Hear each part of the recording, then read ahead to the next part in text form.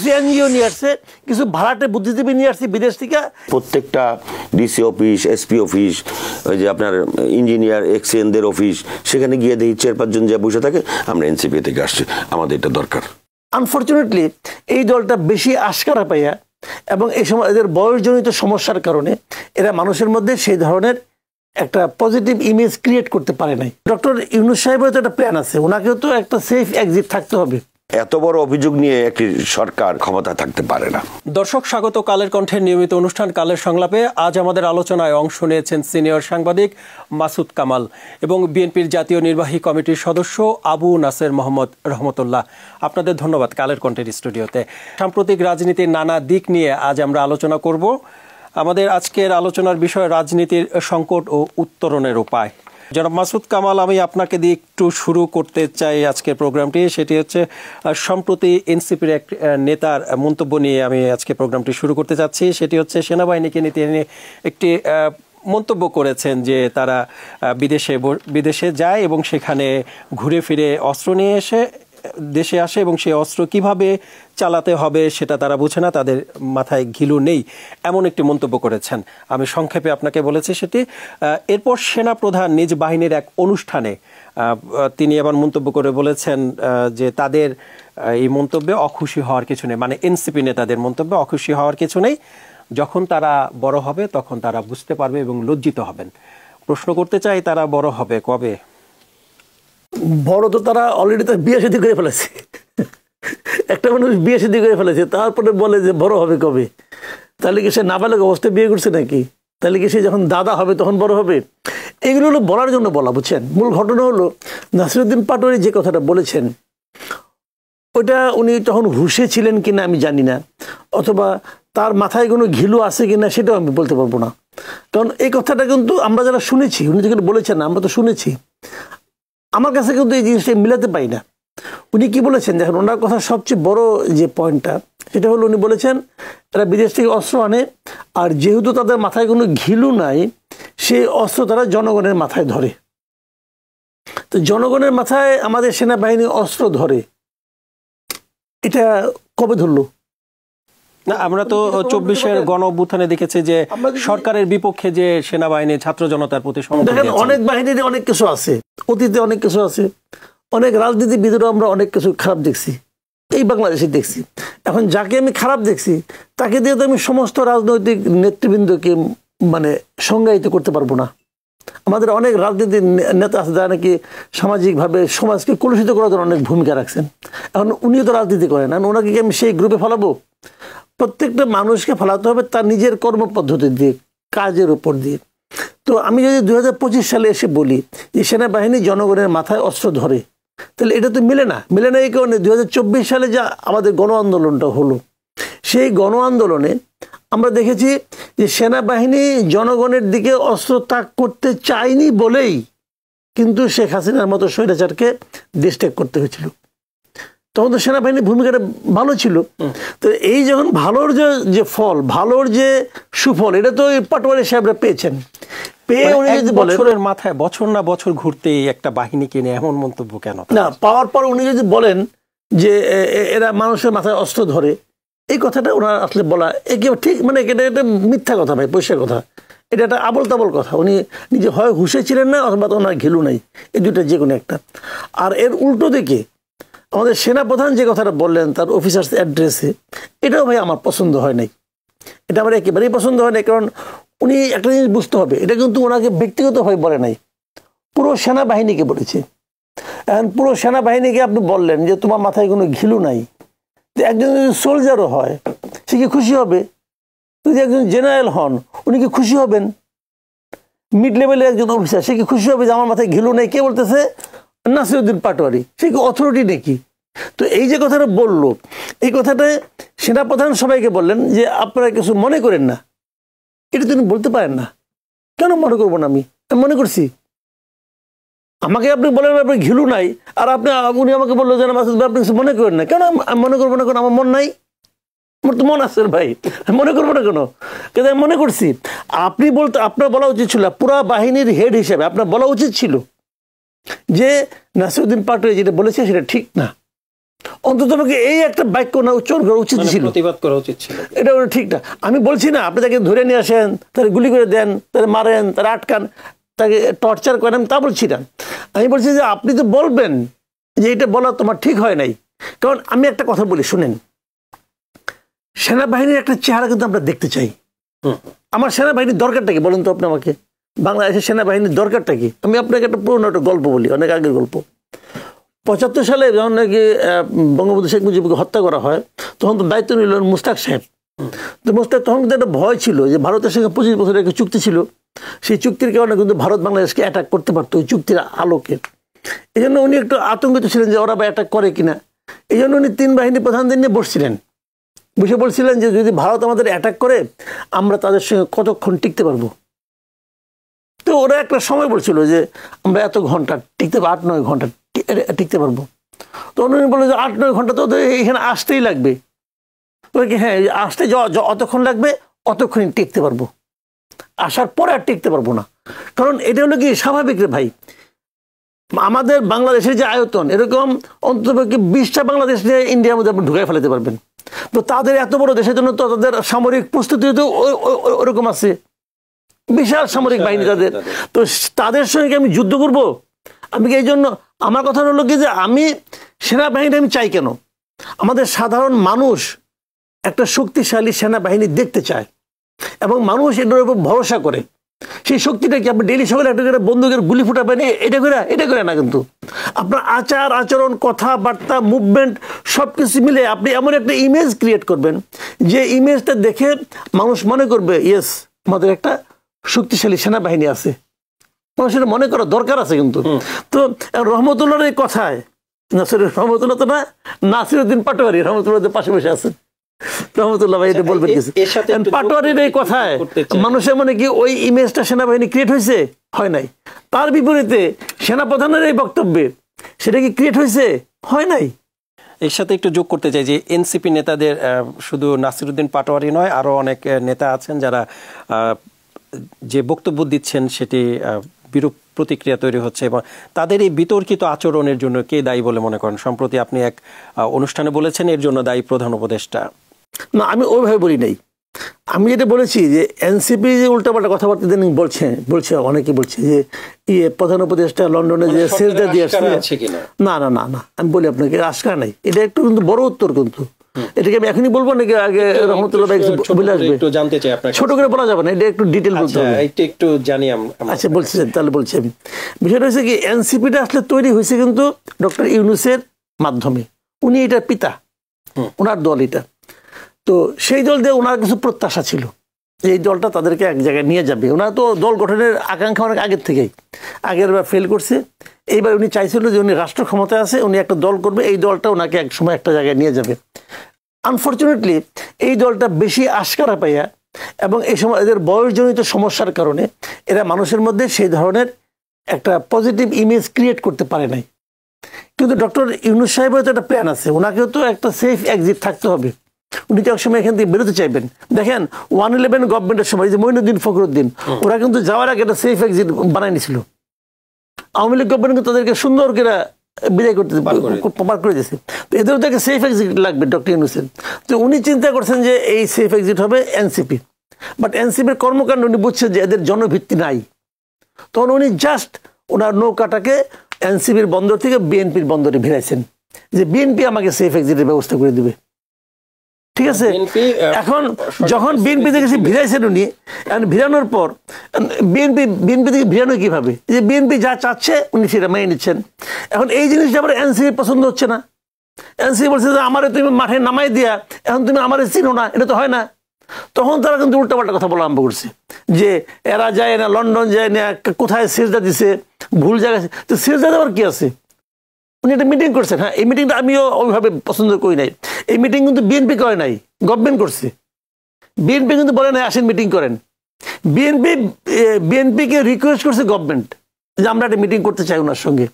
তো উনি রাজি হয়েছেন ভদ্রতা বশত।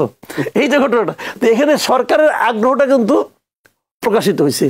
এই জায়গাটাতে এনসিপি একটু মাইন্ড খাইছে, এটা তো হলো না, তো এই জন্য তো উল্টাপাল্টা বলতেছে, আর কিছু না। জনাব রহমতুল্লাহ, আমি আপনার কাছে আসতে চাই, সেটি হচ্ছে বিএনপি সরকারকে সেফ এক্সিট দেবে কিনা, এই প্রশ্নটা থাকবে। আর আরেকটি প্রশ্ন আপনার কাছে রাখতে চাই এটার সাথে, যারা দেশ খাওয়াটা ভুলে যায় তাদের কাছে হাঁস খাওয়াটা গুরুত্বপূর্ণ। সম্প্রতি প্রধান উপদেষ্টার উপপ্রেস সচিব তিনি এমন মন্তব্য করেছেন, এটাতে এই বিষয়ে আপনি কি বলবেন? আসলে এগুলি কিন্তু প্রথমেই আমি এই কালের সংলাপ দর্শক শ্রোতা মণ্ডলী তাদেরকে ধন্যবাদ, আপনাকে ধন্যবাদ, আমার সহযোগী মাসুদ কামাল ভাইকে ধন্যবাদ। প্রথম যেহেতু আপনাদের এই অনুষ্ঠানে এসছে, এই জন্য আপনাদের সকলকে আমি কৃতজ্ঞতা জানাই। এই সাইড আলোচনাগুলো আসলে কি জন্য আপনারা নিয়ে আসেন তাও আমি বুঝি না। ধরেন নাসিরউদ্দিন পাটোয়ারি ইতিমধ্যেই তো রাজনৈতিক অঙ্গনে একটা ছোট্ট পাগল হিসেবে চিহ্নিত হয়ে গেছে। মানে পাগলও বড় সড়ো না, ছোটখাটো পাগল। এরপরে তার দল এনসিপি, যেটা মাসুদ কামাল ভাই ব্যাখ্যা করলেন, তার ব্যাখ্যার সঙ্গে এটার জন্য কি সেনাপ্রধান বলেছেন যে তারা বড় হবে তারপরে বুঝবে, আপনি যেটা বললেন? হ্যাঁ, এটার আপনার একটা সূত্র আপনি যদি মনে করে দেখেন, যে ডক্টর ইউনূস সাহেব জাপানে যখন গেলেন তখন নির্বাচন নিয়ে তাকে প্রশ্ন করা হলে উনি বললেন যে ছেলে পেলেরা একটি দল করেছে, ওদের একটু গোছানোর সুযোগ টুযোগ দেওয়া উচিত। মাসুদ কামাল ভাই যেটা বললেন তার সঙ্গে এটা হুবহু মিলে যায়। আমি তো ওইভাবে বলতে পারবো না যে উনি রাজনীতি করার খায়েশ আছে, উনি আগের বার ফেল করেছেন, পরের বারে চিন্তা করছেন যে এখন যেহেতু আমি ক্ষমতায় আছি ওদেরকে একটু ভরণ পোষণ দিয়ে দেশব্যাপী একটু পাখা ডানা মেলার সুযোগ করে দিয়ে একটু বড় হবে। সেই বড় না হওয়ার বিষয়টা কিন্তু ডক্টর ইউনূস সাহেবও স্বীকার করেছেন। এবং নাসিরউদ্দিন পাটোয়ারি বা এই কয়েকজন লোক দেখবেন যে এই গত কয়েক মাস যাবৎ বেশ উলটপালট কথাবার্তা বলতেছে, এবং উলটপালট কথাবার্তা বলে জাস্ট আলোচনায় থাকার চেষ্টা করতেছে। এগুলিকে আমাদের এত গুরুত্ব দেওয়া আমার মনে হয় না উচিত। আপনি কি এটা মানে খুব সহজে দেখছেন, যে সহজভাবে দেখছেন যে আলোচনা থাকার জন্য, নাকি রাজনৈতিক নানা সমীকরণ আছে? কোনো সমীকরণ নাই, আলোচনায় থাকার জন্য একটা অস্থিরতা তৈরি করতে চায় এরা। একটা জাতীয় নির্বাচনকে বানচালের জন্য একটা অস্থিরতা তৈরি করতে চায়। তা না হলে কোনো সুস্থ মানুষ সেনাবাহিনীর ব্যাপারে এই ধরনের মন্তব্য করতে পারে না। সেনাবাহিনী আমাদের দেশে দু একটা খারাপ কাজ করে না তা না, কিন্তু সেনাবাহিনী সব লোক কি করেছে? বা 24-এর গণ অভ্যুত্থানের যারা নায়ক দাবি করেন তারা 24-এর যে সেনাবাহিনীর ভূমিকা সেটার প্রতি কৃতজ্ঞতা না জানিয়ে তাদের বিরুদ্ধে এই ভাষায় কথা বলা, আপনি সমালোচনা করতেই পারেন, যে কোনো প্রতিষ্ঠানে যে কোনো ব্যক্তির আপনি সমালোচনা করতেই পারেন, যৌক্তিক সমালোচনা, কিন্তু সেই সমালোচনা করতে গিয়ে যদি আপনি মাত্রা অতিরিক্ত কিছু বলে ফেলেন বা করে ফেলেন, সেটাকে তো কোনো সভ্যতার মধ্যে নিয়ে আসা যায় না। আপনি কিংস পার্টির ইতিহাস তো আমরা জানি। এই ফখরুদ্দিন মঈনুদ্দিন আমলের যে কথা বলা হলো, সেই সময় তো কিংস পার্টি জন্ম হয়েছে। আপনি এখন কি টেলিভিশন, আপনারা 3 জন লোক আনলে একটা বাচ্চা কাচ্চা এই কচি কাচার দলের একজন নিয়ে আসেন, মানে টেলিভিশন খুললেই ফখরুদ্দিন মঈনুদ্দিন আমলে ধুম করে দেখা গেছে এক পার্টি বাড়ি, অমুক পার্টির আত্মপ্রকাশ। চিনি না, জানি না, দেখি না, কয়েকদিন খুব ধুমধারাক্কা টেলিভিশনে খুব আলোচনায় আছে, মাসুদ কামাল ভাই মনে আছে, এগুলির নাম আমরা জানি, এরা নিবন্ধনও পেয়েছে। বাট জনভিত্তি যদি না থাকে, জনগণের সঙ্গে সম্পর্ক যদি না থাকে, আপনি জোর করে তো এস্টাবলিশ করতে পারবেন না। জোর করে কাউকে এস্টাবলিশ করা যায় না। এনসিপির আপনি যে বললেন যে হাঁস খাওয়ার কথা বললেন, ঠিক আছে, এইটাকে আমি অত বড় কিছু মনে করি না, কিন্তু যেই বিষয়ে আসছে, হ্যাঁ, যেই বিষয়টা আসছে, ও তো ছেলে পেলে মানুষ, হতে পারে উপদেষ্টা, তার মন চাইতেই পারে বন্ধু বান্ধব নিয়ে একটু মজা করতে, হাঁস খেতে যাইতে পারে, কিন্তু যেই প্রসঙ্গটা এসছে সেই প্রসঙ্গটা খুবই স্পর্শকাতর। এই প্রসঙ্গটা হাঁস খাওয়ার সঙ্গে গুলিয়ে ফেললে একটা বড় ধরনের একটা সংকট আমি চোখে দেখি, এবং এটা ঠিক না। এটার যথোপযুক্ত তদন্ত এবং সেই বিষয়ে সিদ্ধান্ত সরকারের দায়িত্ব আমি মনে করি। আরেকটা বিষয় যেটা হচ্ছে যে আপনার সেনাপ্রধান যে উত্তরটা দিয়েছেন, এটা আমার কাছে মনে হয় যে উনি একটা নিছক ভদ্রতা করে উত্তর দিয়েছেন, কারণ এইসব ছেলেপেলেদের প্রথম থেকে তো মানুষের একটা আবেগ ছিল তাদের প্রতি। এই আবেগটা হচ্ছে আপনার বিচার বিশ্লেষণ ছাড়া আবেগ। আমি খুব স্পষ্ট ভাষায় বলতে চাই, একেবারে বিচার বিশ্লেষণ ছাড়া আবেগ। যেই লোকগুলো এই আবেগের ঢাল তলোয়ার নিয়ে সামনের দিকে দৌড়াচ্ছে, সেই লোকগুলোর প্রত্যেকটার ব্যাপারে একটু যোগ করতে চাই, সেটা আপনি যেটা বললেন যে এটা ছোট করে দেখার বিষয় নয়, এটা ছোট করে দেখলে একটি সংকট তৈরি হতে পারে। এখন যিনি ক্ষমতায়, তার বিরুদ্ধে অভিযোগ, এখন সত্যটা জানার উপায় আছে কিনা? হ্যাঁ, সত্যটা জানা, এই জন্য তো বললাম এই সত্যটা জানানোর দায়িত্ব হচ্ছে সরকারের। এবং যেই গোয়েন্দা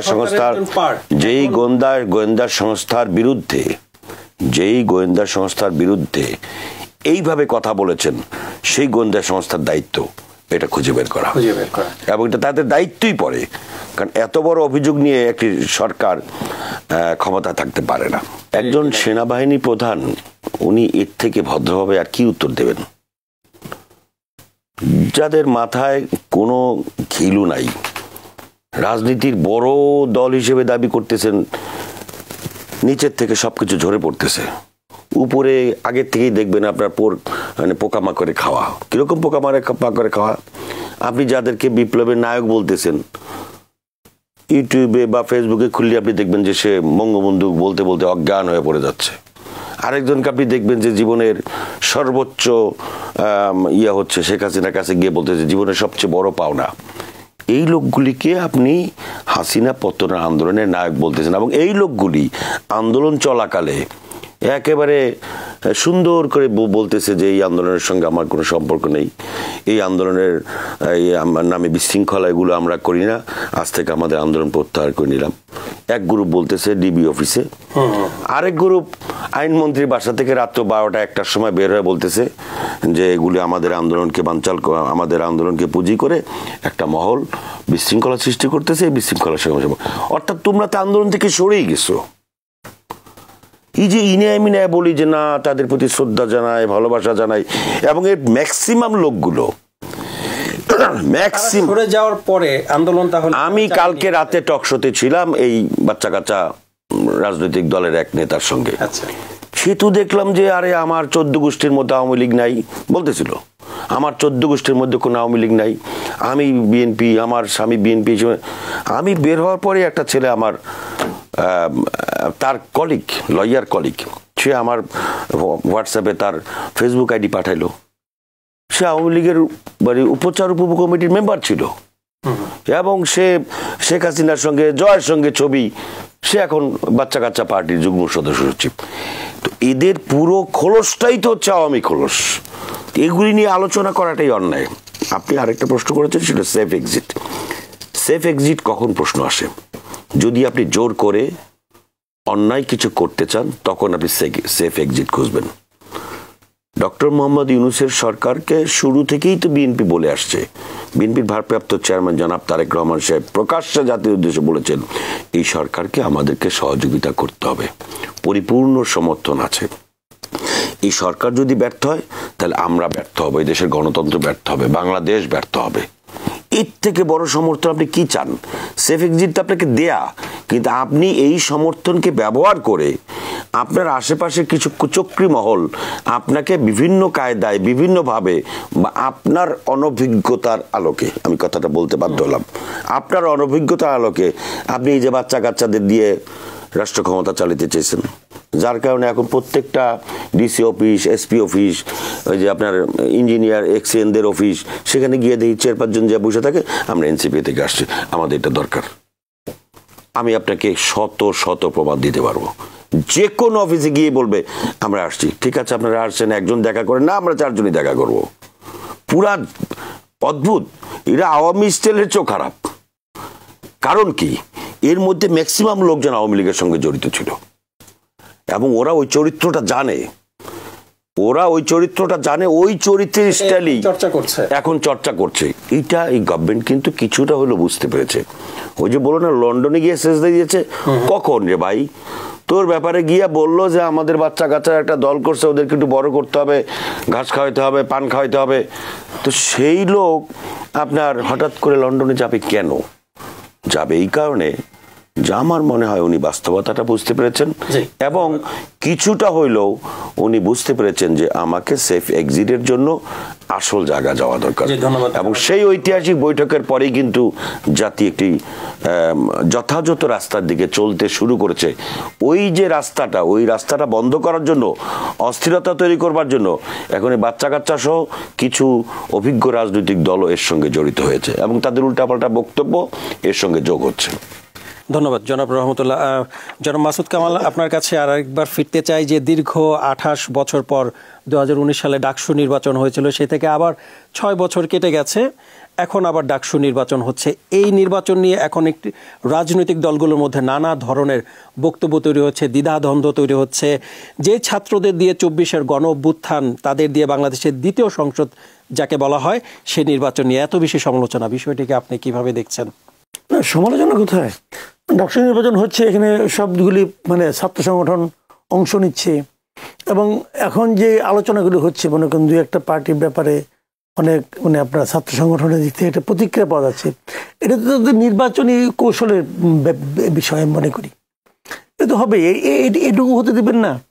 মানে আপনার মনে করেন শিবিরের কর্মকাণ্ড নিয়ে হয়তো বাম দলগুলো বলছে, আবার শিবিরে আলাদা একটা স্ট্র্যাটেজি আছে, ছাত্রদলের আলাদা একটা স্ট্র্যাটেজি। দেখলাম যে ছাত্রদল একটা পোস্টে তো কোনো নমিনেশন দেয়নি, কেন দেয়নি বলছে যে তার প্রতি সম্মান দেখানোর জন্য। এই যে সম্মান দেখানো, এটা কিন্তু একটা স্ট্র্যাটেজি এবং ওদেরকে বাম দলগুলো ওদের ওই পদে দেয় নাই। তো এখন এই ধরনের তো এগুলি ইলেকশনের স্ট্র্যাটেজি এগুলো, কাজে এখানে আমি কোনো কাদা ছোড়াছুড়ি এখন পর্যন্ত দেখি না। তাহলে একটু যোগ করতে চাই যে দেশের এই বর্তমান প্রেক্ষাপটে ডাকসু নির্বাচনের জন্য উপযুক্ত কি? হ্যাঁ, অবশ্যই উপযুক্ত, অবশ্যই উপযুক্ত। আমি তো খুব ভালো মনে করি।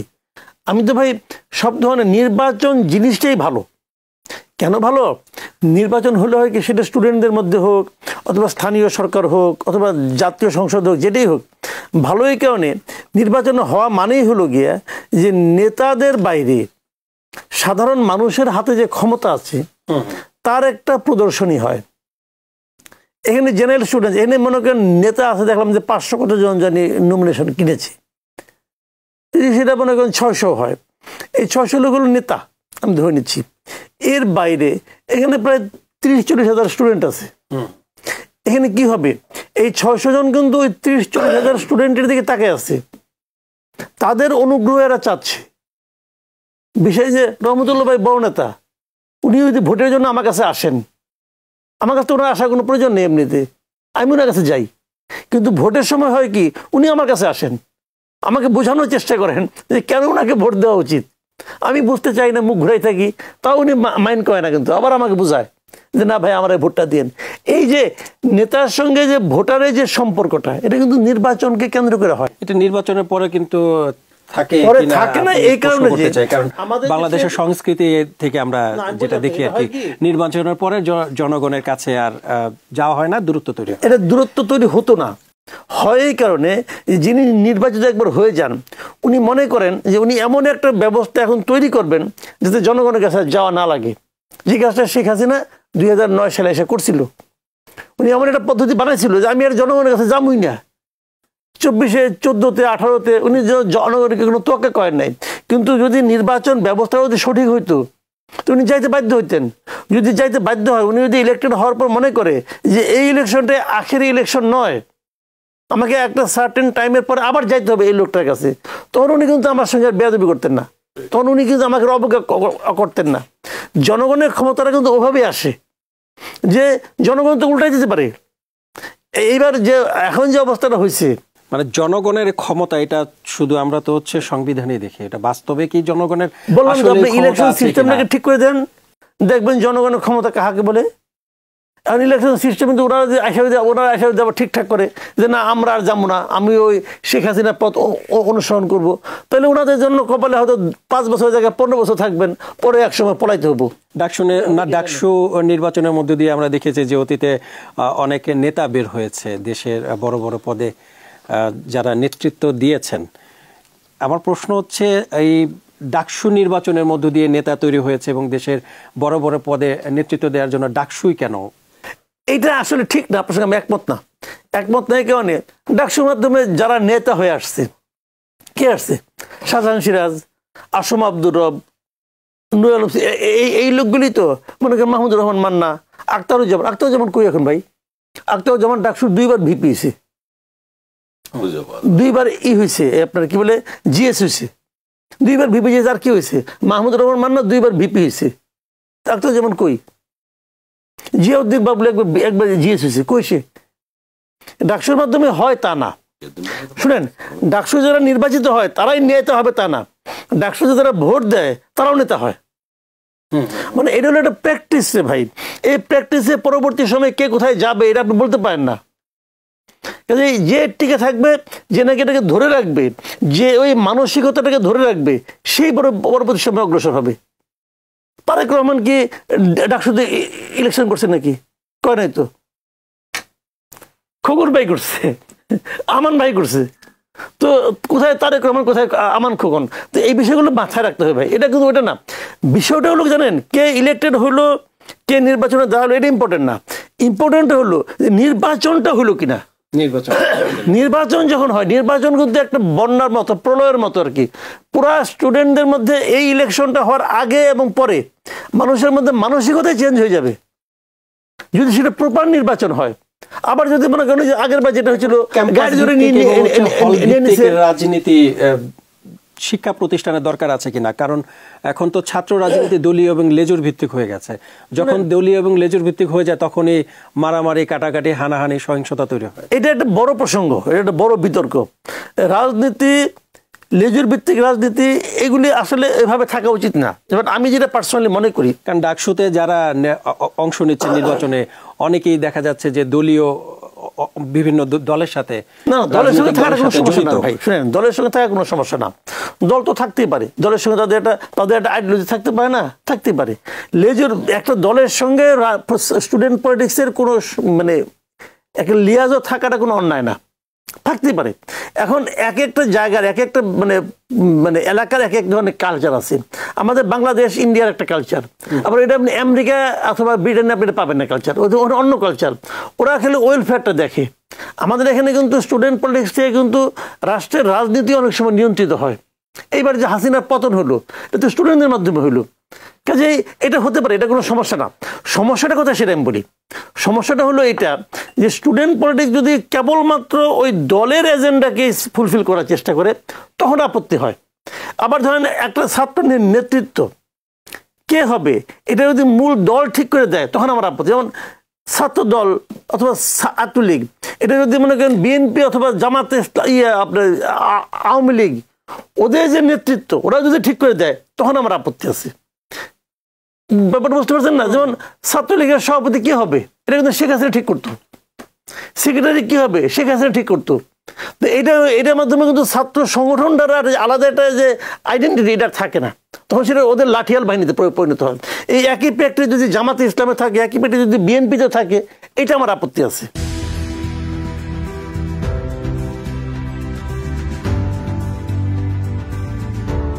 জনাব রহমতুল্লাহ, একটু আপনার কাছে প্রশ্ন করতে চাই যে এই নির্বাচনের জন্য অপেক্ষায় আছে নাকি জাতীয় নির্বাচনের জন্য দেশের মানুষ অপেক্ষায় আছে, কি বলবেন? এই নির্বাচন বলতে ডাকসু নির্বাচনের কথা বলছেন। এখানে মাসুদ কামাল ভাইয়ের সঙ্গে আমি একটু দ্বিমত করতে চাই। সেটা হচ্ছে উনি বলছেন যে হ্যাঁ নির্বাচন এটা ঠিক আছে। আমার কাছে, আমি যেহেতু আমার দলের সমর্থিত জাতীয়তাবাদী ছাত্র দল সেখানে নির্বাচন করছে, আমি ব্যক্তিগতভাবে মনে করি যে এই সময়ে এই যে জাকসু, ডাকসু, জাকসু, রাকসু, এই নির্বাচনগুলো ওই যে বললাম ডক্টর মোহাম্মদ ইউনূসের চারপাশে কিছু কুচক্রী মহল আছে, তাদের একটা অসৎ উদ্দেশ্যে এই নির্বাচনগুলো হাতে ধরিয়ে দেওয়া হয়েছে, যাতে করে একটা স্পর্শকাতর বিষয়, এই বিষয়ে যাতে কেউ প্রতিবাদ করতে না পারে। আমি ব্যক্তিগতভাবে মনে করি যে এখনকার যে অবস্থা, আপনি ধরেন এই 1 বছরের সরকার, তাদের কাছে যেই প্রত্যাশা ছিল সেই প্রত্যাশাগুলো তারা কি পালন করতে পেরেছে? আজও পর্যন্ত শহীদদের একটা চূড়ান্ত তালিকা তারা প্রকাশ করতে পেরেছে? আহতদের তালিকা প্রকাশ করতে পেরেছে? তারা কি বিচার দৃশ্যমান করার কথা করতে পেরেছে? কিছুই করতে পারেনি। বছর কিন্তু একটা। আইন শৃঙ্খলা নিয়ন্ত্রণ করতে পেরেছে? তারা কি বাজার নিয়ন্ত্রণ, আজকেও আপনি খবরের কাগজে দেখেন যে সরকারি ট্রাকের লাইন দিন দিন বেড়েই যাচ্ছে। মানুষ তাদের রুটি রুজির অবস্থা এমন এখন যে তারা ভিক্ষুকের মতো এখন মাথা গুজে রুমাল চেপে মাস্ক পরে তারপরে গিয়ে মধ্যবিত্ত পরিবারের লোকেরা এখন ট্রাকে লাইন দিয়ে তারপর মালামাল ক্রয় করছে। তো কোন প্রত্যাশাটা আপনি পূরণ করেছেন? সেখানে আপনি এই ডাকসু নির্বাচন, জাকসু নির্বাচন, এগুলোর প্রতি মানুষের আগ্রহ নেই। মানুষ জাতীয় নির্বাচন দেখতে চাচ্ছে এই কারণে যে একটি দেশের মানুষের প্রত্যাশার জায়গা থাকতে হয়। প্রত্যাশার জায়গাটা হচ্ছে তাদের নির্বাচিত প্রতিনিধি। নির্বাচিত প্রতিনিধি ছাড়া আজকে যে একটা সমস্যা নিয়ে কার কাছে যাবে? যাইতে হবে পিচ্চিদের কাছে, বলছে ওর কাছে গেলে এটার সমাধান হবে। আমি আপনাকে দায়িত্ব নিয়ে বলতে পারি, থানার ওসি, পুলিশের অফিসাররা বলে যে ভাই কিচ্ছু করার নেই, ওরা যা বলবে আমাদের তাই শুনতে হয়। মাসুদ কামাল ভাই কতটুকু জানেন আমি জানি না, বাস্তবতা হচ্ছে এখানে। তো ছোকরা বোকরা হাফ প্যান্ট পরা, প্যান্ট পরা, প্যান্ট ছিঁড়া, কালকে ওই দিন নাস্তা করতে পারে নাই, পকেটে নাস্তা খাওয়ার পয়সা ছিল না, এখন যদি বলেন যে হাঁসের মাংস খাইতে চাও অমুক জায়গায়, তাহলে তো এগুলি ভাই দুঃখজনক। এখন এইটা তো প্রত্যাশা করে না, এরকম একটা বিষয় আমরা চাচ্ছিলাম না। এই যে বিরাট আন্দোলন, ছাত্র জনতার গণ অভ্যুত্থান, এই গণ অভ্যুত্থানের মাধ্যমে মানুষের যে বিরাট প্রত্যাশা, সেটা কিন্তু এখন একেবারেই তলানিতে চলে যাওয়ার মতো অবস্থা মানুষের প্রত্যাশা। আমি যদি ভালো করে বলি, সমস্ত প্রত্যাশা মানুষের শেষ। সেটি হচ্ছে এই নির্বাচনে যদি কোনো নেগেটিভ পরিস্থিতি তৈরি হয় তাহলে এর প্রভাব জাতীয় নির্বাচনে পড়বে কিনা?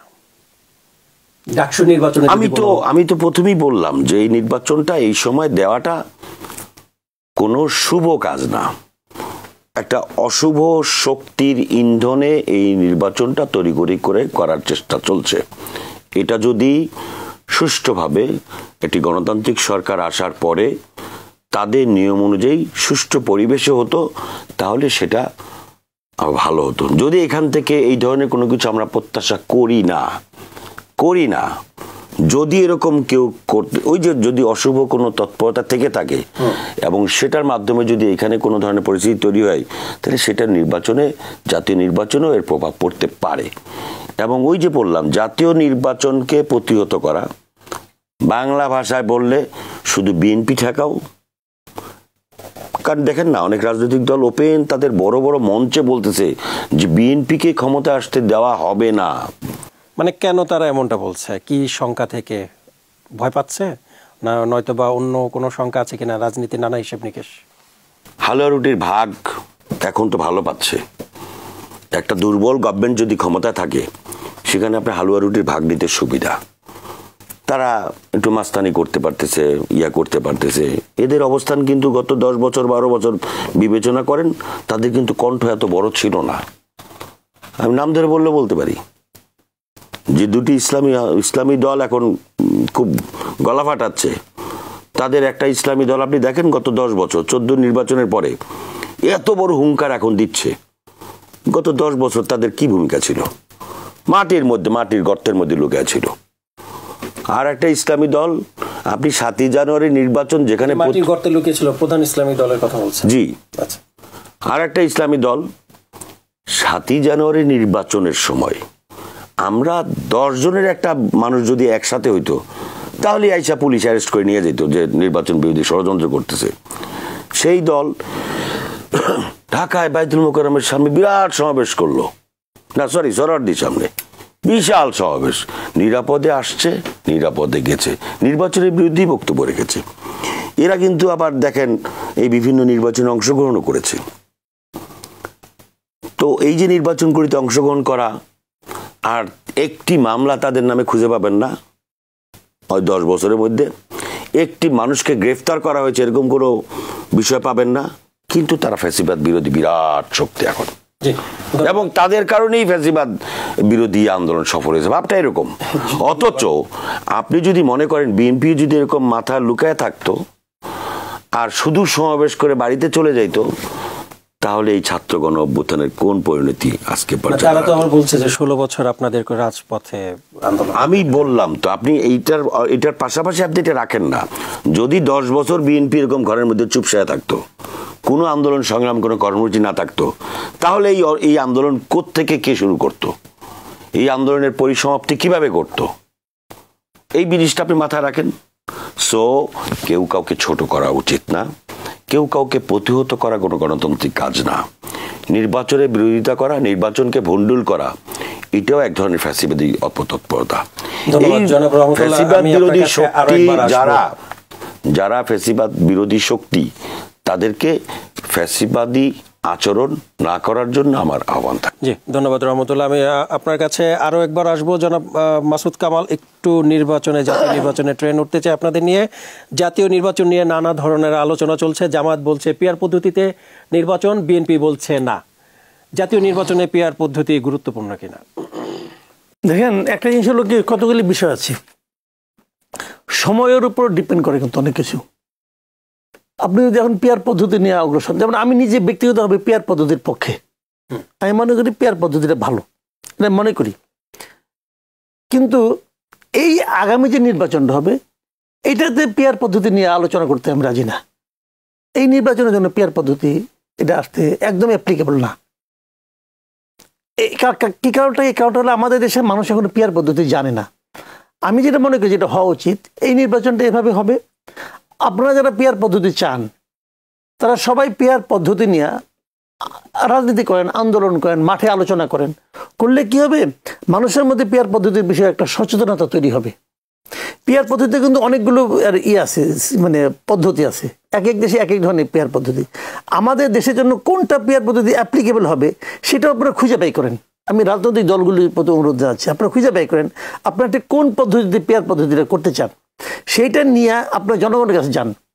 জনগণ যখন এই ব্যাপারে উৎসাহী হবে, তখন এটা আগামী বলছেন জনগণ পিআর পদ্ধতি সম্পর্কে এখনো জানে না, কিন্তু যে জামায়াত বলছে যে 72% জনগণ পিআর পদ্ধতিতে নির্বাচন চায়। শুনেন, রাজনৈতিক দলগুলো তাদের মানে আপনার এজেন্ডা বাস্তবায়নের জন্য নানা ধরনের কথাবার্তা বলে, এটা তাদের পলিটিক্স, এটা করা ঠিকই আছে, এটা তারা করতেই পারে, তাদের এটা পলিটিক্স। বাট আমি মনে করি না যে আছে। আমি নিজেই তো এটা নিয়ে অলরেডি গবেষণা করতেছি, তো আমি তো মোটামুটি লেখাপড়া জানি রে ভাই, তো আমি ভালো মতো জিনিসটা বুঝে সাই নাই। যেমন ধরেন পিআর পদ্ধতি কি, রাজনৈতিক দলগুলো ঠিক করবে যে মানে কত % ভোট পাইলো, এই ভোটের উপর তার অংশীদারিত্ব হবে পার্লামেন্টে। এখন যে স্বতন্ত্র দাঁড়াইছে তারটা কি হবে? তো কেউ কি স্বতন্ত্র দাঁড়াইতে পারবে না? পারবে তো। আমি একটা এক্সাম্পল দিয়ে বলি আপনাকে, বলবো না স্বতন্ত্রটা কেউ দাঁড়াইতে পারবে না। এই যে পাকিস্তানের যে ইলেকশনটা হলো, পাকিস্তানে এবার একক সংখ্যাগরিষ্ঠতা কে পাইছে? স্বতন্ত্ররা পাইছে। ওদের পলিটিক্যাল পার্টি তো ছিল না, ইমরান খানের পলিটিক্যাল পার্টি ছিল না, তারা সবাই দাঁড়াইছে স্বতন্ত্র। তো তাদেরটা কি হবে? আবার উনি স্বতন্ত্র দাঁড়ালো, আমিও স্বতন্ত্র দাঁড়ালাম, উনি আর আমি এক নাও হইতে পারি, সেটাও একটি বড় প্রশ্ন। এই সমস্ত বিষয়গুলো তো সমাধান করতে হবে। তাহলে আপনারা সব সমাধান করে তারপরে বলেন, তারপরে আলাপ করি। জি, ধন্যবাদ। আরো একটি প্রশ্ন রাখতে চাই যে এই পিআর পদ্ধতি এটা কি ভারতের চক্রান্ত কিনা, যে আওয়ামী লীগ ফেরার বিষয়? কারণ ওখানে তো আপনি একটি অংশ ভোট পেলে তো সংসদে ঢোকার একটি ব্যবস্থা হবে। ভারতে পিআর পদ্ধতি নাই তো, ভারতে তো আমাদের এখানে যে সিস্টেম ওই সিস্টেমই চলে। কাজে সবকিছুর মধ্যে ভারতের খোঁজার দরকার নাই। আমরা ওই যে পেঁয়াজ মরিচ যখন আমরা শেষ হয়ে যায় তখন আমরা ভারতকে পাই, ওইটা ঠিক আছে, কিন্তু পিআর পদ্ধতি ভারত থেকে আমদানি হয়েছে ঠিক না। আমাদের এই সাবকন্টিনেন্টে একমাত্র নেপালে আছে পিআর পদ্ধতি। এটা কিছু সুবিধাও আছে, অসুবিধাও আছে। কাজেই আমি বললাম তো পিআর পদ্ধতি নিয়ে অনেক গবেষণা করা যেতে পারে, বাট থিওরিটিক্যালি এটা আমার পছন্দ। যে আমি আপনাকে আরেকটু, যেহেতু পিআর পদ্ধতি নিয়ে কথা হচ্ছে, আরেকটি প্রশ্ন যুক্ত করতে চাই। জামাত বলছে উচ্চকক্ষ নিম্নকক্ষ দুটোতে পিআর পদ্ধতির কথা, এটা কি জামাতের জন্য খুব গুরুত্বপূর্ণ কিনা, এবং হচ্ছে এ নাকি নির্বাচনে নানা হিসেব নিকেশ থাকে সে থেকেই বলা? শুনেন, একটা দল যখন ইলেকশনে দাঁড়ায় তখন তারা কিন্তু নানা রকম ইস্যু নিয়ে আসে জনগণের কাছে, যে আমরা এটা করবো, এটা করবো, এটা করবো। যে দল জানে যে তার 2টা আসন পাবে না, সেও কিন্তু একটা ইস্যু নিয়ে আসে, সে জনগণের কাছে যাবে কি নিয়ে। তো এরকম এটা ওইটা উচ্চকক্ষ তো পিআর পদ্ধতিটা গৃহীত হয়েছে, উচ্চকক্ষে পিআর পদ্ধতিটা ঠিক আছে, এটা আমার মানতে অসুবিধা না, আমার এটা খুব টেকনিক্যালি ভালো। কিন্তু আমাদের এখানে এমপি বলতে যা বুঝাই আমরা, আমাদের এমপি যে ভূমিকা থাকে এলাকার উন্নয়ন কর্মকাণ্ড সেখানে পিয়ার পদ্ধতিটা বাস্তবায়ন করা কঠিন রে ভাই। তবে সেটা আলোচনা হতে পারে, আলোচনা হোক, আমি আলোচনা চাই। একটা পথ নিশ্চয়ই বেরোবে, এমন কোনো সমস্যা তো নাই যারা সমাধান হবে না, সমাধান হবে, আলোচনা করেন। কিন্তু এটা সারা ইলেকশনে যাব না, যদি এই গো কেউ ধরে তাহলে সে মনে হয় না যে এটা খুব ভালো কাজ। জি ধন্যবাদ। আমি আরো একবার আপনার কাছে আসবো জনাব রহমতুল্লাহ, আমি আপনার কাছে আসতে চাই, সেটি পিয়ার পদ্ধতি না হলে জামায়াত নির্বাচনে যাবে না এমন একটি কথা বলছে। জামায়াত এনসিপি যদি নির্বাচনে না আসে তাহলে কি করবে বিএনপি? সাথে আরেকটি প্রশ্ন যুক্ত করতে চাই, এই পিয়ার পদ্ধতি ভারতের কোনো চক্রান্ত কিনা? না, আমি মাসুদ কামাল ভাইয়ের সঙ্গে একমত যে সবকিছুতেই ভারত খোঁজার দরকার নেই, সবকিছুতেই পাকিস্তান খোঁজার দরকার নেই, আবার সবকিছুতেই আমেরিকা, ইউকে এদের খোঁজার দরকার নেই। কিছু কিছু বিষয় তো উনি লেখাপড়া জানেন, উনি লেখাপড়া বেশি জানেন, আমরা ওনাদের সঙ্গে ওঠা বসা করি, আমরা যতটুকু বুঝি সেই আলোকেই রাজনীতি করি। প্রথমত কারা পিয়ার পদ্ধতিটা চাচ্ছে এটা আপনাকে একটু ইতিহাসটা দেখতে হবে। ইতিহাসটা হচ্ছে যে এরা এককভাবে নির্বাচন করে তাদের পরিণতি, আপনি ধরেন জামাত ইসলামী 91 সালে মাঠ পর্যায়ে একটা ঐক্যের মাধ্যমে 10টা সিট পেয়েছে। 96 সালে তারা বলল যে আমরা 300 আসনে আমাদের শক্তি পরীক্ষা করবার জন্য আমরা নির্বাচনে অংশগ্রহণ করলাম, আলাদা ইলেকশন করলো, উপকার করলো আওয়ামী লীগের। আওয়ামী লীগ ক্ষমতা আসলো, তারা 3টা সিট পাইল। 2001 সালে জামাত বিএনপির সঙ্গে মিশে 18টা সিট পেয়েছে। এটা হচ্ছে তাদের স্ট্র্যাটেজি। আপনি চরমনায়ের পীর ইসলামী আন্দোলন বাংলাদেশ, তারা তো বিএনপি যখন ইলেকশন করে না তখনও ইলেকশনে গিয়ে দেখছে যে বিএনপির ভোটগুলি নিয়ে অন্তত একটু মেয়র, এমপি বা চেয়ারম্যান হওয়া যায় কিনা, সে চেষ্টা করে মোটামুটি ব্যর্থ হয়েছে। এরপরে আপনি আপনার বয়সজনিত কারণে মনে থাকবে না, তারা একবার এরশাদের সঙ্গে এই ইসলামী আন্দোলন বাংলাদেশ একটা ঐক্য করেছিল, লাঙ্গল মার্কা ইলেকশন করছিল। মানে জামায়াত বিএনপি না, জামায়াত এনসিপি না আসলে কি করবেন? আমি এনসিপি কে আনতেছি না, এনসিপি তো পরের জিনিস। এই দুইটা দল তো একটা বড় দল আগের থেকেই, তো তাদের অবস্থাটা হচ্ছে এরকম। এখন তারা দেখছে যে সারা দেশের ভোটগুলো মিলালে তাদের কিছু সিট বাড়ে। সো এটা কোনো অনৈতিক দাবি আমি মনে করি না, নৈতিক, তাদের দৃষ্টিকোণ থেকে নৈতিকতা সম্পন্ন দাবি আমি মনে করি। কিন্তু যেই ঘোষণাটা তারা দিচ্ছে যে পিয়ার না হলে কোনো নির্বাচন করতে দেওয়া হবে না, এটা তো ভাই হাসিনার ভাষায় কথা হলো। আপনি বলতেছেন যে 71%, 71%, ওনার 71 একটু বিশ্বাস বেশি করে তো 71% বলছে, তো 71% তাদের বলতেছে বা 72% বললো। তো আপনি বললেন যে এত পার্সেন্ট, তো ভালো কথা। তাহলে যদি হয় তাহলে আগামী নির্বাচনে আপনি ম্যানিফেস্টো নিয়ে জনগণের কাছে যান, জনগণ যদি আপনাকে ভোট দেয় আপনি পার্লামেন্টে আলোচনা করেন, আলোচনা করে আপনি পিয়ার পদ্ধতিতে যাত্রী করেন। যেই বিষয়টা হচ্ছে যে এই সময় এই আলোচনাটা কেন, এই সরকারও তো ক্ষমতা আসছে 1 বছরের বেশি, আর এই জিনিসটা গত 3 মাস যাবৎ খুব বেশি নাড়াচাড়া করতেছে। কখন? যখন দেশটা নির্বাচনমুখী, নির্বাচনের দিকে যাত্রা শুরু করেছে, ঠিক সেই সময়টাই ভাষাগুলো কি। চরমনায় পীর সাহেব গতকালকে বলছেন যে পিয়ার ছাড়া বাংলার মাটিতে কোনো নির্বাচন হবে না। জামায়াত ইসলাম বলছে পিয়ারের জন্য তারা আন্দোলন করবে। ভাই এই ইলেকশন, এই গভর্নমেন্টের তো মেয়াদ আসলে নীতিগতভাবে এই গভর্নমেন্টের 3 মাসের মধ্যে নির্বাচন দেওয়ার কথা ছিল। তো 3 মাসের জায়গায় 6 মাস, 6 মাসের জায়গায় 9 মাসের মাথায় তো আপনারা এই দাবিটা আনেন নাই। তাহলে ওই যে আমি বলেছিলাম যে একটা মহল কোনো না কোনোভাবে কাউকে না কাউকে দিয়ে, কোনো ব্যক্তি অথবা দলের মাধ্যমে এমন একটা অস্থিরতা তৈরি করতে চায় যারা এই সময় বেশি সুবিধা নিতে পারতেছে একটি দুর্বল গভর্নমেন্টের কাছ থেকে, একটি অনির্বাচিত অন্তর্বর্তীকালীন সরকারের কাছ থেকে সুবিধা ভোগ করতে যাচ্ছে, এবং একটা অস্থিরতা তৈরি করতে চায় যাতে করে নির্বাচনটা বানচাল হয়। কিন্তু যদি নির্বাচন বানচাল হয়, নির্বাচন আটকে দেওয়ার জন্য, এবং যাদের মুখ থেকে বের হচ্ছে দুর্ভাগ্যবশত তারা কিন্তু ফ্যাসিবাদ বিরোধী। আমি আর এই পিয়ারের ব্যাপারে 2-3টা কথা বলি। একটা হচ্ছে যেই পিয়ারের মাধ্যমে যদি নির্বাচন হয়, তারা সারা দেশের লোকজন মিলে 8-10টা সিট নেওয়ার চেষ্টা করতেছে, সেটার মাধ্যমে দুর্নীতি বেশি হবে, টাকাওয়ালারা টাকা দিয়ে পার্লামেন্টে যাবে। 1 2 নম্বর, ওইসব দলের প্রেসিডেন্ট সেক্রেটারি বা গুরুত্বপূর্ণ নেতা যারা এই যে বড় বড় বুলিয়া উড়ায়, তারা পার্লামেন্টে যেতে পারবে না। যদি দলকে ভোট দেয় তাহলে ওই 5টা 7টার মধ্যে তারা খুব সহজে এমপি হতে পারবে। তাদের গণভিত্তিটা এরকম। 3 নম্বর হচ্ছে জনগণ বঞ্চিত হবে, টাকাওয়ালারা এবং প্রভাবশালীর এমপি হবে, আর জনগণ এখানে দারুণভাবে বঞ্চিত হবে। কারণ জনগণের ইচ্ছাটা থাকে যে আমি এমন একজন লোককে ভোট দেব যে লোকটাকে আমি কাছে পাই, যেই লোকটাকে আমি চিনি, যেই লোকটা আমার উপকারে কাজে লাগবে, আমি তার কাছে যেতে পারবো, সেরকম একটি লোককে। সেই লোক তো পাচ্ছে না। আমার এলাকার আপনি বরিশালের লোকজন ভোট দিল, দেখা গেছে যে আপনি পঞ্চগড়ের একজনকে দায়িত্ব দিয়ে দিল যে বরিশাল দেখাশোনা করবে, এই এমপি সাহেব, পীর সাহেব, হুজুর দাড়িটাই নিয়ে আসছে, বা দাড়ি ছাড়াও হইতে পারে। কিন্তু ওই লোকের কাছে ওই লোক বরিশালে কয়দিন যাবে?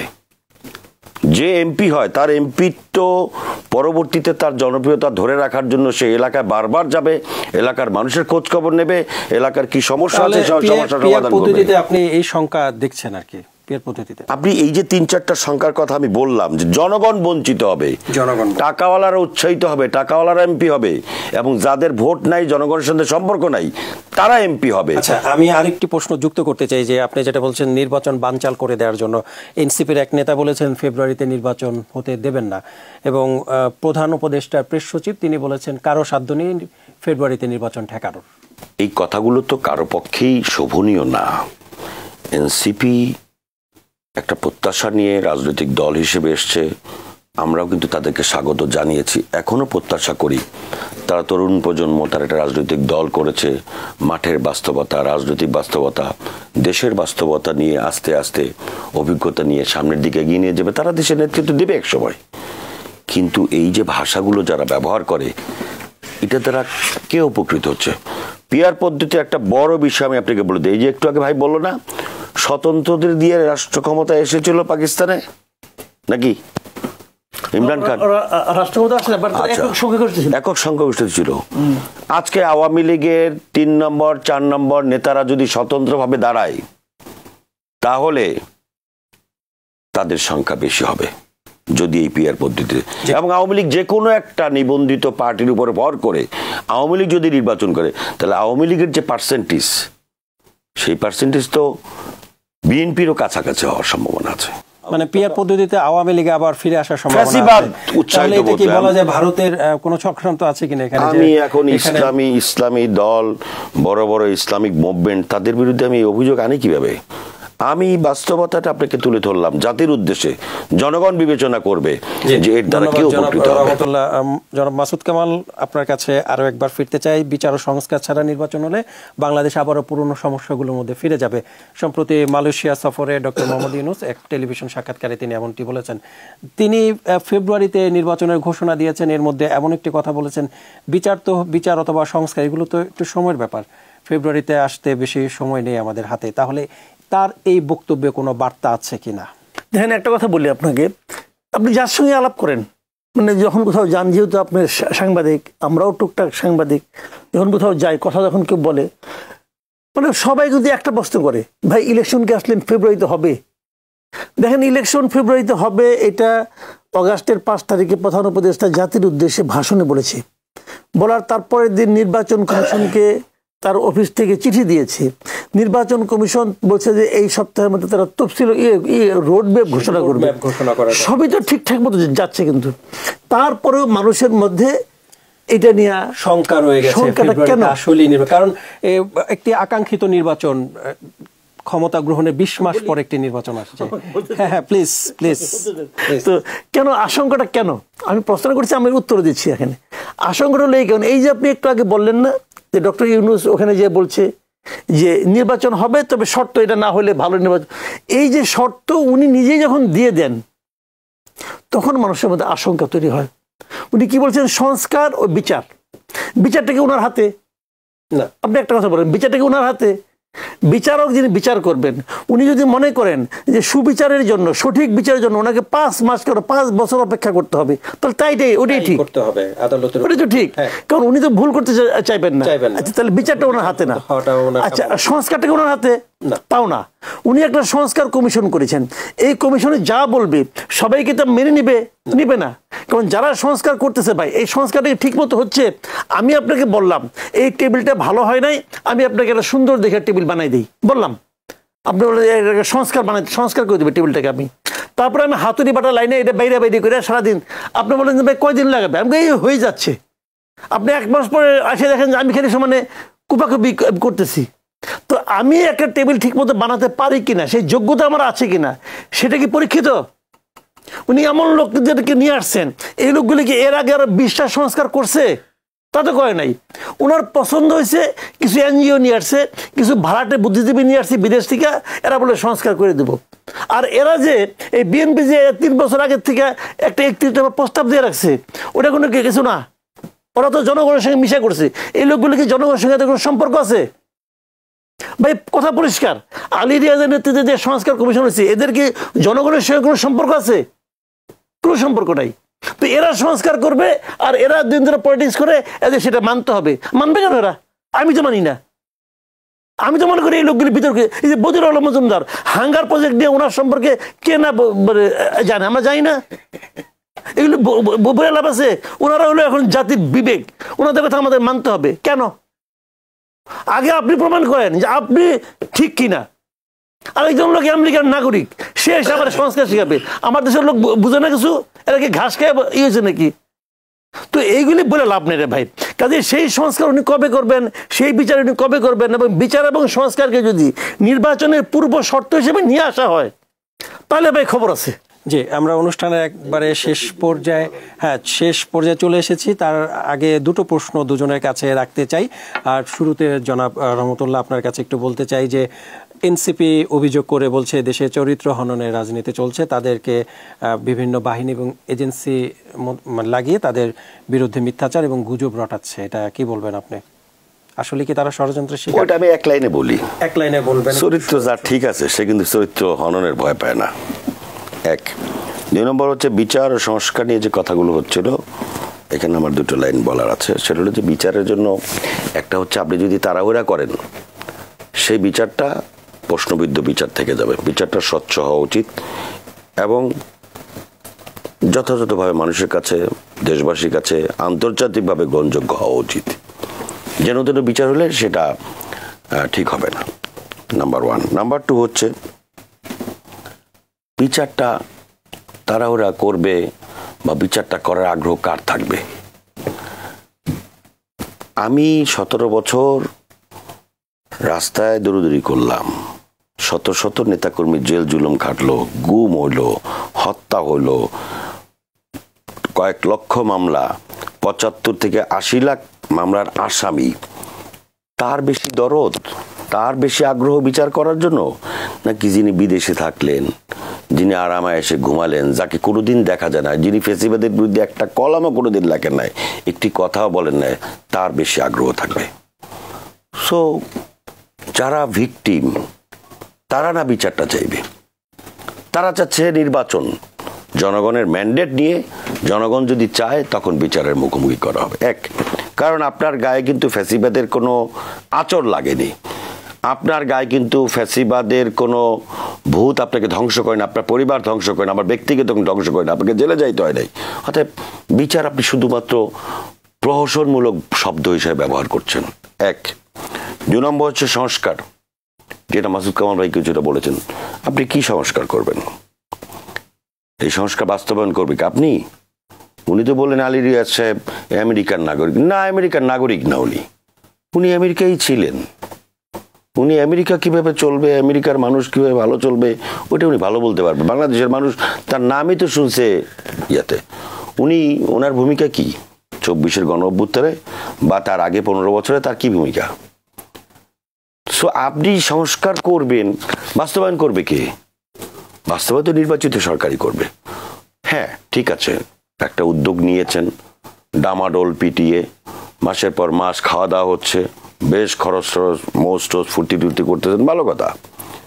সেটা আপনি সকল রাজনৈতিক দল যেই বিষয়ে একমত হবেন সেই বিষয়ে আপনি সংস্কার করেন। আপনি যদি সংস্কার চাপিয়ে দেন, সেটা হচ্ছে এক ধরনের ফ্যাসিবাদী আচরণ।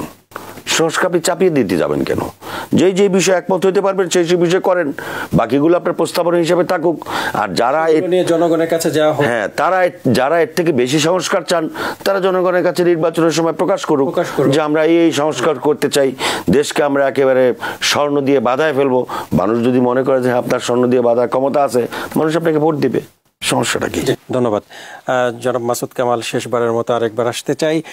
কিছুদিন আগে আমরা দেখেছি যে বিভিন্ন জায়গা থেকে রাষ্ট্রপতির ছবি নামানো শুরু হয়েছিল। ক্ষমতা গ্রহণের 1 বছর পরে কেন এমন সিদ্ধান্ত নেওয়া হলো? এটা জানেন কি, এটা এক ধরনের মেন্টাল ডিজিজ মনে করি, মানে মানসিক বিকৃতি বলতে পারেন আপনি, অথবা সংকীর্ণতা বলতে পারেন। দেখেন, রাষ্ট্রপতির একটা চেয়ার আছে, ওই চেয়ারে কোন ব্যক্তিটা বসে আছে এটা ইম্পর্টেন্ট না, ইম্পর্টেন্ট হলো চেয়ারটা। আপনি ওই চেয়ারটাকে সম্মান যদি আপনি করেন তাহলে আপনি বেঁচে যান। কারণ আমি বলি আপনাকে, এই যে কয়েকদিন আগে জুলাই ঘোষণাপত্র হলো না, ওটা আরেকবার পড়ে দেখেন ওখানে কি বলা হয়েছে। উনি তো এটা তো ডক্টর ইউনূস নিজে এটা পড়ছেন, জাতির সামনে পড়ছেন না, কি আছে রাইট, এই যে আপনি ঠিক জায়গায় ধরছেন না। তা বলছেন যে এই সরকার একটা সাংবিধানিক সরকার। তো সাংবিধানিক সরকার যদি হয়, এই সংবিধানে রাষ্ট্রপতিকে কোথায় রাখা হয়েছে? এই রাষ্ট্রপতিকে রাখা হয়েছে সবার উপরে। তো তাকে যদি আপনি অপমান করেন, যে আপনার নিয়োগকর্তা, এই প্রত্যেকটা উপদেষ্টার নিয়োগকর্তা কিন্তু রাষ্ট্রপতি। রাষ্ট্রপতি এদেরকে নিয়োগ করেছে, এরা উপদেষ্টা মানে কি? উপদেশ দেয়। কাকে উপদেশ দেয়? রাষ্ট্রপতিকে উপদেশ দেয়। আপনার থিওরি হলো এর মূল তত্ত্বটা কি? রাষ্ট্রপতিকে উপদেশ দিচ্ছে। তো রাষ্ট্রপতি মানে আপনি আপনার যার মাধ্যমে আপনি জন্ম, তাকে আপনি অস্বীকার করতেছেন। ভাই এটা তো হলো না রে ভাই। মেবি আমার পিতা খুব মূর্খ টাইপের লোক, কৃষক, আমি বিশাল ডক্টরেট নিয়ে আসছি, তো ভাই তার মাধ্যমে আমার জন্ম হয়েছিল ভাই, এটা তো মানবেন আপনি? তার ছবি এটা, তার মধ্যে আপনি জুতা পেটা করতেছেন, করেন, আপনার হাতে ক্ষমতা আছে, আপনি করতেছেন, মানুষ আপনাকে নিয়ে হাসাহাসি করতেছে। ধন্যবাদ জনাব মাসুদ কামাল এবং জনাব রহমতুল্লাহ, আপনাদের মূল্যবান সময় আমাদেরকে দেওয়ার জন্য। সময় থাকলে আরও অনেক প্রশ্ন করতাম, অনেক কিছু জানার ছিল আপনাদের কাছ থেকে, সময় সংকুলনের কারণে সেটি সম্ভব হচ্ছে না। ধন্যবাদ আপনাদেরকে স্টুডিওতে আসার জন্য। দর্শক, আপনারা দেখছিলেন দেশের সমসাময়িক রাজনৈতিক নানা ইস্যু নিয়ে আলোচনা। আজকের মতো এই পর্যন্তই। আপনাদের সাথে আবারও দেখা হবে নতুন কালের সংলাপ নিয়ে। সে পর্যন্ত ভালো থাকুক দেশ, ভালো থাকুক দেশের মানুষ, এই প্রত্যাশায় আল্লাহ হাফেজ।